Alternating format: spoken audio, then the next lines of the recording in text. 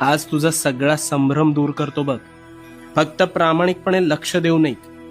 मला सांग, आंब्याच्या झाडाचे बीज रोवून सफरचंदाचे झाड उगवलेलं तू ऐकलंयस का कधी? नाही ना. मग स्वतःच्या डोक्यात नकारात्मक विचारांचे बीज रोवून सकारात्मक गोष्टी घडतील हा विचार योग्य असू शकेल का रे? कदापि नाही. पण हेच घडतंय तुझ्या बाबतीत. तू एखाद्या गोष्टीचा आरंभ संकल्प करून मोठ्या दिमाखात करतोस, पण काहीच दिवसात अपेक्षित यश मिळत नाही, म्हणून नकारात्मक विचारांचं तोरण आधीच मनात बांधायला सुरू करतोस. आणि मग गोष्टी मनासारख्या होत नाहीत म्हणून कायम रडत बसतोस. नकारात्मक विचारांचं ग्रहण लागलंय रे तुला.